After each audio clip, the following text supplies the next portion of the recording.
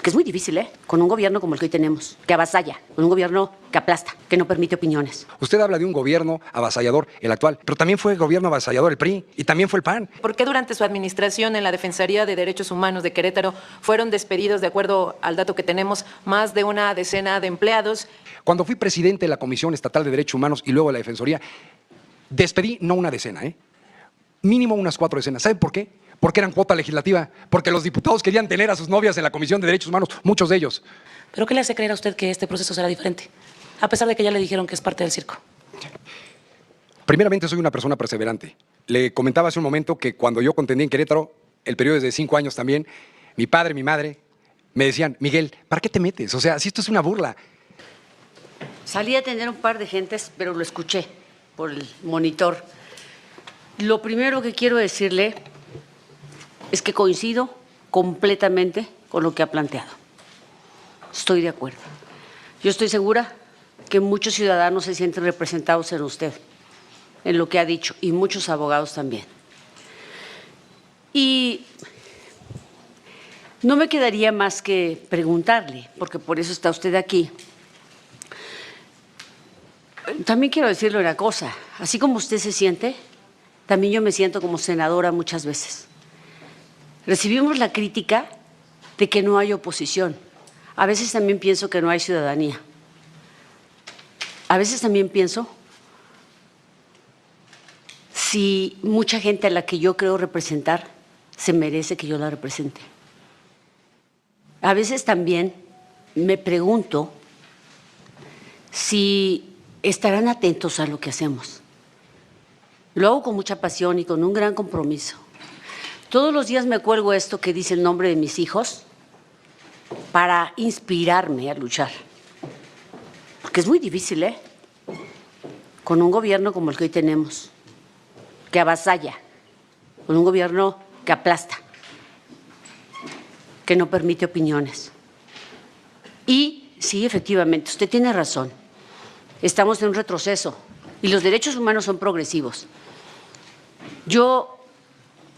Muchas veces muchos de nosotros preguntamos lo mismo, pero allá afuera hay muchos cobardes. ¿Por qué los ministros no se han pronunciado? ¿Por qué se pronuncian como se pronuncian los magistrados y los consejeros? ¿En qué país vivimos? ¿En donde ya se normalizó todo? ¿En donde ya nada nos sorprende? Yo le pregunto, ¿usted qué haría si fuera el presidente de la Comisión Nacional de Derechos Humanos? ¿Usted qué haría para cambiar todo eso? Los niños que a mí me agobian, porque son los que están solos y a veces abusados por sus propios protectores. ¿Usted qué haría para cambiar la Comisión Nacional de Derechos Humanos? Gracias por estar aquí. Primeramente, le daría credibilidad con mis acciones. Porque no se puede llegar a un organismo público nacional a pretender cambiar toda la basura que tiene durante tanto tiempo por títeres que pone el gobierno. Usted habla de un gobierno avasallador, el actual, pero también fue gobierno avasallador el PRI y también fue el PAN. Les estoy diciendo que esta es la 4ª ocasión que estoy en este circo. La 4ª ocasión, Ya les dije, cuando gobernaba el PAN estaba Luis Raúl González, estaba Luis Plasencia Villanueva. Yo fui servidor público de la Comisión Nacional de los Derechos Humanos y tuve problemas de que cambios de visitaduría, ¿saben por qué? Porque no quería firmar lo que los visitadores generales me daban, porque no querían entrarle a las violaciones a derechos humanos. Es importante que se sepa hasta dónde puede llegar el organismo nacional. Ahí tiene usted la copia. Se pide un informe especial a la opinión pública para que le digan al Consejo de la Judicatura, quien lo preside, que es la ministra presidenta de la Corte, que deje de hacerse tonta.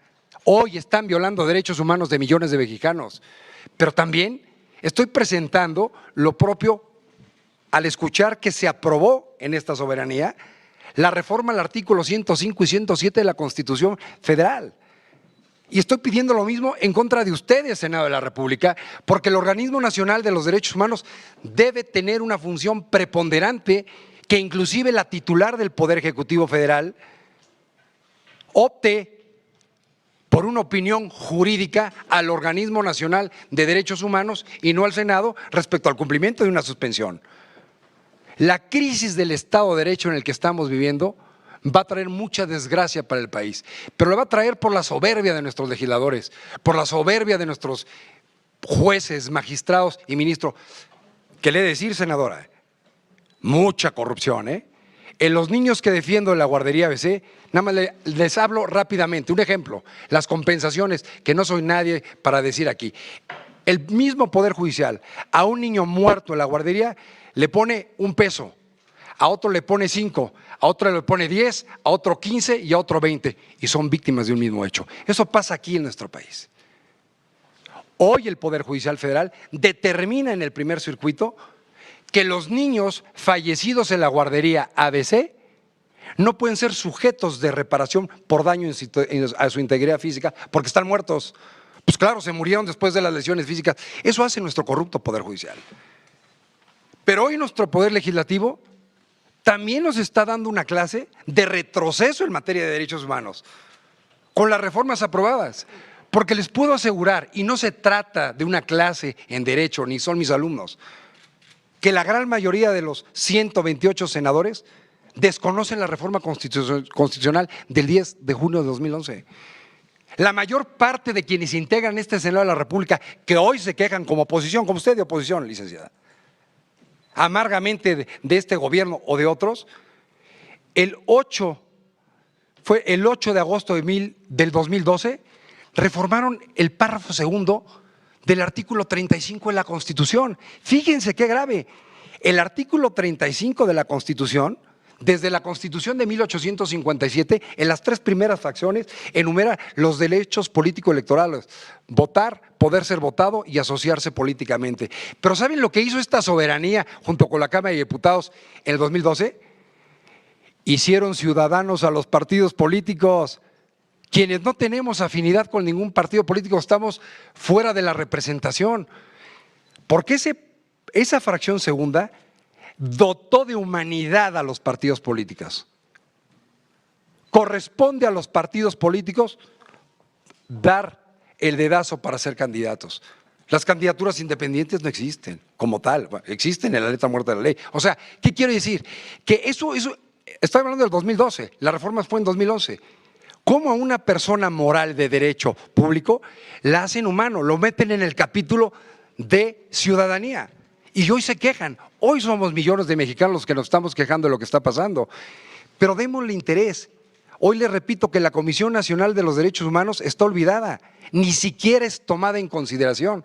Pero ¿saben por qué? Porque quien la dirige, regreso a su pregunta, darle credibilidad, funcionalidad y sobre todo fuerza, porque carece de fuerza.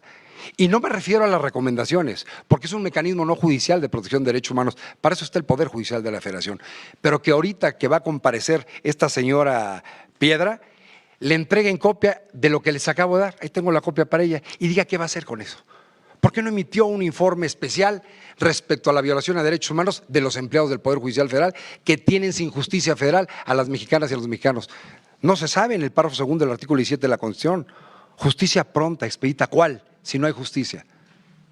No sé si con esto satisfaga su pregunta, senadora. A sus órdenes. Gracias. Pregunto si hay alguna otra senadora o senador que quiera realizar alguna pregunta. Ok. Adelante, senadora Simey. Gracias. Buenas tardes. Tendría algunas preguntas para usted, dándole la bienvenida a este lugar.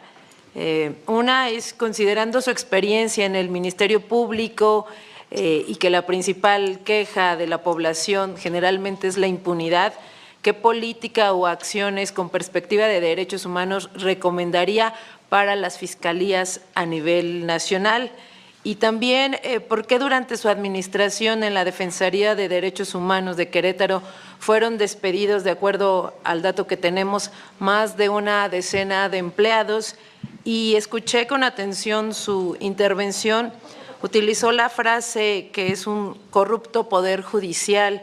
¿Cuáles serían los principales argumentos para emitir esto sobre el Poder Judicial? Es cuanto. Muchas gracias. Gracias. Empiezo con la última. No todos los servidores públicos del Poder Judicial son corruptos, matizo. pero sí existe una enorme corrupción, sí existe una justicia a modo, una interpretación de la ley claramente con intereses de matices políticos. Y les repito, en un caso de gran impacto a nivel nacional e internacional. Sencillamente, si este incendio de la guardería ABC cumplió 15 años el 5 de junio pasado, ¿es normal, les pregunto, que a 15 años no esté materializada la sentencia penal, no haya nadie en la cárcel? ¿Y sabe por qué se detiene la ejecución de la sentencia? Porque el Poder Judicial Federal, en un juzgado de distrito, en Tijuana, fíjense, en Tijuana, a petición de uno de los condenados, que ya no hay forma de impugnación, ya fueron condenados por la muerte de 49 niñas y niños y por decenas de lesionados. Interpone un amparo y le conceden la suspensión. ¿Cómo es posible que haya esa corrupción en el Poder Judicial Federal? Una parte condenada interponiendo un amparo, concediendo la suspensión para detener todo el procedimiento de ejecución de la sentencia penal, cuando estas personas ya no tienen mecanismo de defensa. Por eso lo digo, por esa corrupción. Porque aquí en el primer circuito judicial determinaron mediante jurisprudencia que los niños muertos no tenían derecho a la reparación integral del daño, porque ya estaban muertos. Entonces no hubo compensación por esa reparación integral. Esos son claros ejemplos de corrupción. Voy a la pregunta que me hizo en segundo lugar. Cuando fui presidente de la Comisión Estatal de Derechos Humanos y luego de la Defensoría, despedí no una decena, mínimo unas 4 decenas. ¿Saben por qué? Porque eran cuota legislativa, porque los diputados querían tener a sus novias en la Comisión de Derechos Humanos, muchos de ellos. Y se les dio la oportunidad que fueran a trabajar, pero no quisieron, querían tenerlos ahí. Por eso es que al poco tiempo ya me estaban reponiendo el procedimiento de elección. ¿Por qué tenían a sus amigos? Porque era un coto, porque como que me agradeces el puesto y como que te haces tarugo, porque tienen perfiles los puestos de visitador general. Y con respeto a todas las profesiones, yo tenía visitadores que tenían la carrera técnica de estilista. Entonces, eso provocó a que hubiera una selección del personal para poder brindar un servicio público de calidad, guardia permanente los 365 días del año.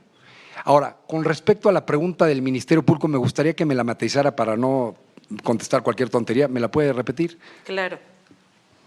Considerando la experiencia que tiene y que la impunidad es lo principal, pues qué políticas o acciones con perspectiva de derechos humanos recomendaría. Y ahí, si me permite también, Presidenta, gracias, lo escuché y me parece una gran exposición, pero hay una parte donde dijo que esto era un circo.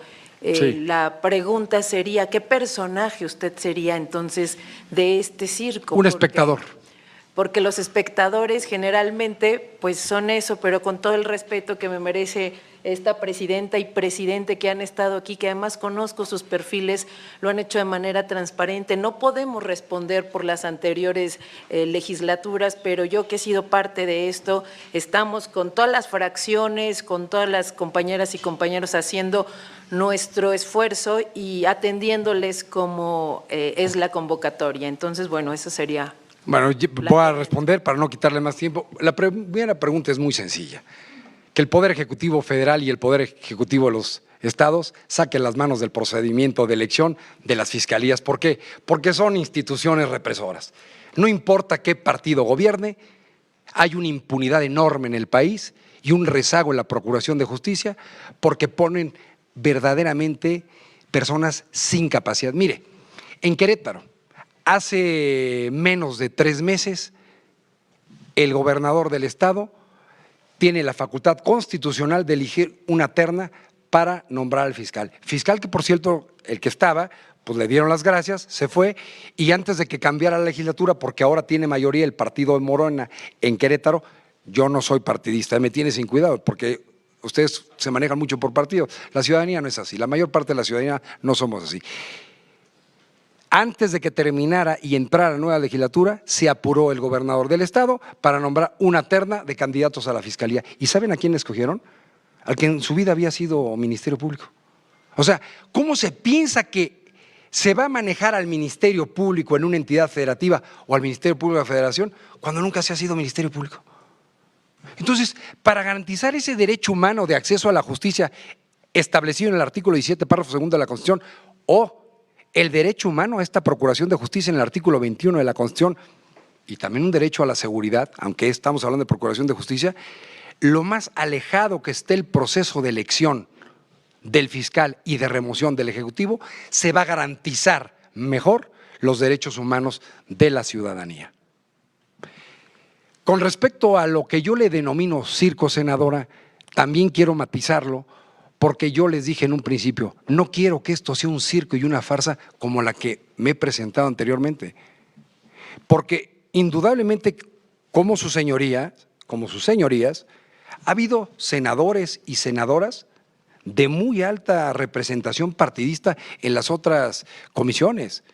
Me acuerdo cuando presidía la Comisión de Derechos Humanos, dona Rosario Ibarra de Piedra, ya fallecida, que por cierto no fue a las comparecencias, ha de haber estado enferma.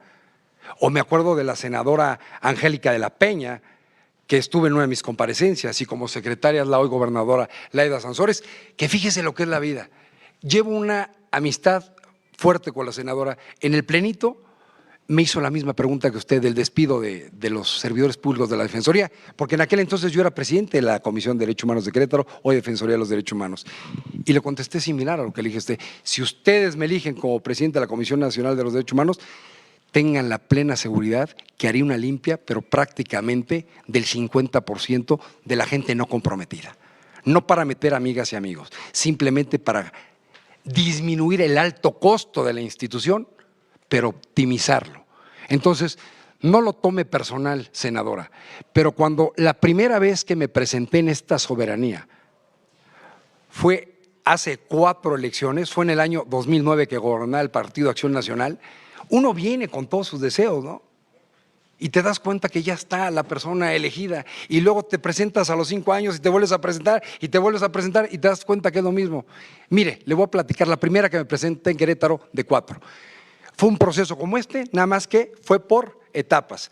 Éramos 25 aspirantes a la Comisión Estatal de Derechos Humanos. De los 25, después de un filtro, fuimos 12. De los 12 eligieron una terna. Yo iba en la terna junto con 2 compañeros míos, profesores de la Universidad Autónoma de Querétaro.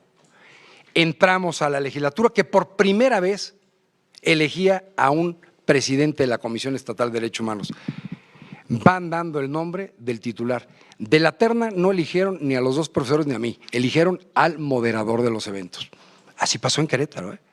Entonces, por eso es que le digo, sin que me lo tome a mal, que para mí todos estos son unas farsas y mi expectativa es verla a usted. Porque hoy tengo asuntos en la Comisión Interamericana de Derechos Humanos que el Estado mexicano no quiere reconocer y que llevan años, porque tuvimos que poner un antimonumento aquí en Paseo de la Reforma, enfrente del Seguro Social, porque tenemos otro enfrente de la Suprema Corte de Justicia de la Nación, ahí en la puerta principal, que nos los quitaron y lo volvimos a poner, porque tenemos otro enfrente de la Secretaría de Gobernación, pero ¿cómo no ponerlos? En un ejemplo, si llevan 15 años sin justicia estas criaturas y hoy está detenido la ejecución de la sentencia por algunos corruptos del Poder Judicial de la Federación. ¿Le queda clara mi respuesta? A sus órdenes. Gracias. ¿Alguna otra senadora o senador que desea hacer una pregunta? Con confianza, ¿eh? No siendo así. Túpanme. Ok, adelante, senadora Verónica Rodríguez. Muy breve, nada más quisiera saber, después de escucharlo y todo lo que usted ha dicho, ¿qué le hace creer que este proceso será diferente? Porque admiro, de verdad admiro que usted lo intente nuevamente. Yo en eso creo que me parezco a usted, aunque sé que vamos al Pleno a perder en números, no dejamos de dar la batalla. ¿Pero qué le hace creer a usted que este proceso será diferente?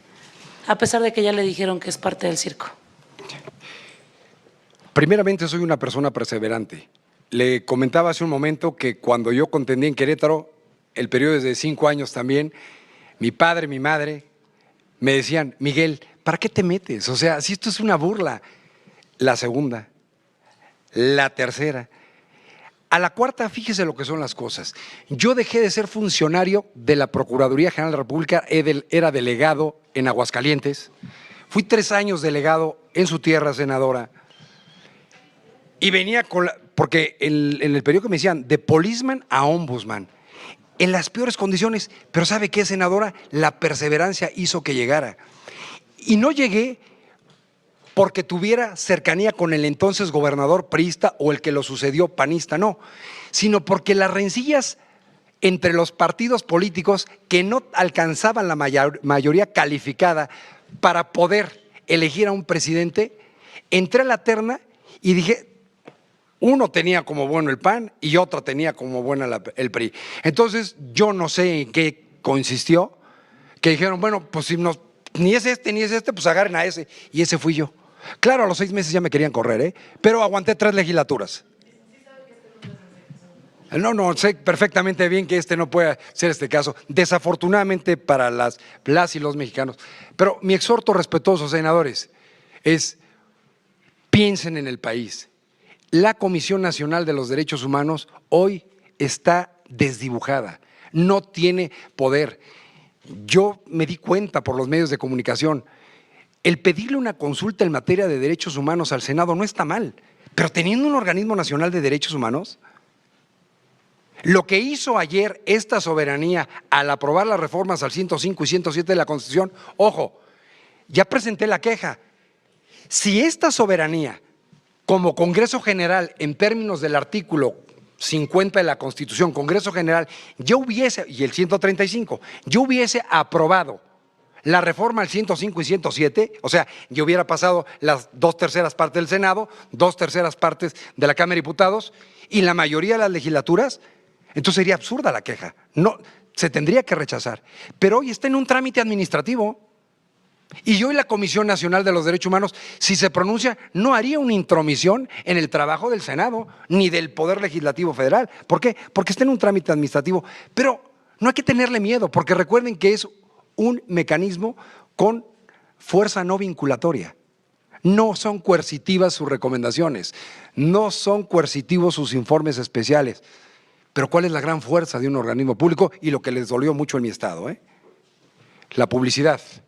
La publicidad que se le da a las recomendaciones, a la defensa, a la protección, a la prevención de los derechos humanos, permite que más mexicanos y mexicanas se enteren. Porque yo, que soy un litigante en derecho de amparo, es un juicio muy técnico, hoy muy acotado. Pero las quejas en los organismos, tanto locales como el Nacional de Derechos Humanos, son gratuitas. Pueden generar condiciones de justicia social y aliviar un poco la sed de esta justicia que requerimos los mexicanos y las mexicanas. Aquí se habla políticamente de una inmensa mayoría de mexicanos, de 36 millones de votos, pero somos más de 100 millones. Y muchos de nosotros no creemos en ningún partido político. Entonces, hagan de este proceso algo importante. Antes íbamos al plenito, les digo, 20 integrantes de la Comisión de Justicia, 14 de la Comisión de Derechos Humanos, y vean qué poquitos hay aquí, no hay interés. Hace un rato fui a la cafetería ahí, pasé donde está la pantalla, 2 periodistas, nada más. ¿En dónde está el tema de los derechos humanos? Hoy, le repito, insisto, es un mecanismo no violento de defender el abuso, el exceso o la omisión de la autoridad. Hagan un esfuerzo, aunque sean diputados, senadores de Morena, del PAN, del PRI, de donde sean, para que esto sea transparente. Dejen una institución a salvo de los matices políticos. Miren, les voy a platicar rápidamente.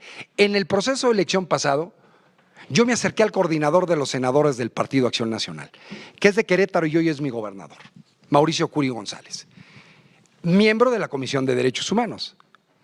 Y como antes, ¿no? Yo a nadie de ustedes he buscado.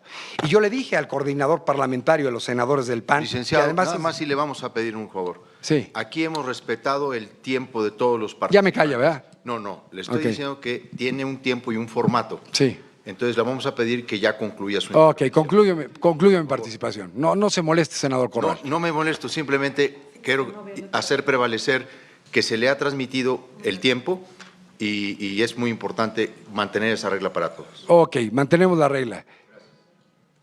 Le reproché al entonces senador Curi, que por qué metían a la militante de un partido político en activo en la terna, que seguramente iba a quedar, y quedó. Hoy viene a reelección. Repito, no soy yo el que van a votar, y menos de esas formas, pero hagan una reflexión por el país. ¿Es cuánto, senador? Y Gracias. disculpe el exceso de tiempo, ¿eh? No, no se preocupe. Pregunto a alguna senadora, senador, si desean hacer una pregunta más. No siendo así, le agradecemos la presencia del doctor Miguel Nava Alvarado, su participación.